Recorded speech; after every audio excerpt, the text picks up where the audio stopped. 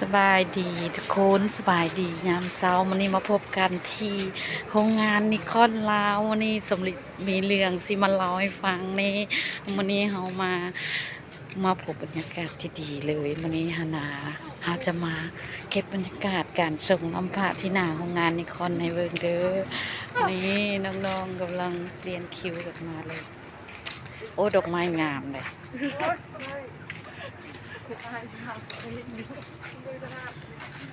อธิษฐาน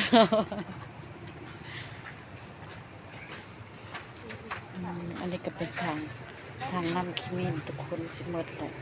วันนี้อาจจะได้เติมอีกเนาะทางบางใหญ่เลยหมดครึ่งหนึ่งเลยโอ้ดอกไม้ก็งามเอ้ยนี่ก็สาวดวงโอ้ยสาวดวงคนงามเฮาโมเดลเซตแบดวันนี้สงสัยกำลังงานแบบเบาๆ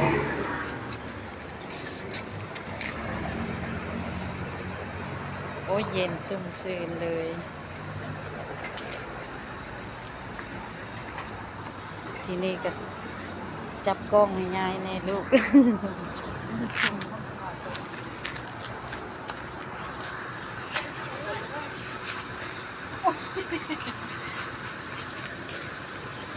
ที่ผ่านมาคนเดียวเลย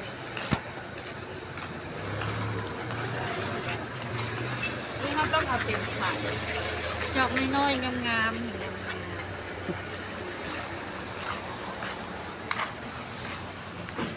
นี่แหละเป็นตัวผู้คุมต้นนี่แหละตลอดไป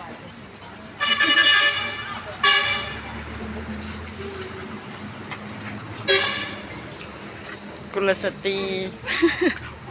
ชอบใจลูกว้าวมีแต่สาวๆงามไม่ใส่สายมานี่น้องพนักงานมาหลายเลยทุกคนเต็มเลยนี่จนได้เรียนคิวตอนสมบูรณ์มานะยังไม่ได้มีคิวเลยตอนนี้เริ่มแล้วเริ่มจะเข้า10 คิว20 คิวมันยังก็จะคึกคืนเทศตอนเช้ามันโอเคทุกคนขอเก็บภาพได้เพียงแต่เท่านี้แหละทุกคนคุณดิต้องไปกินข้าวก่อนบ๊ายบายขอให้ทุกคนมีความสุขในการชมคลิปเด้อมันนี้รู้สึกเสียงเดชจะแหงเพราะเลิกอ่ะยังอยากจะเล่าอีกอยู่ เป็นอะไรก็ไปแล้วเนาะบ๊ายบายขอให้ทุกคนมีแต่ความสุขความโชคดีตลอดปีใหม่นี้ขอให้เที่ยวสนุกสุขสบายแต่ทุกคนเดินทางปลอดภัยดูแลตัวเองด้วยนะบ๊ายบาย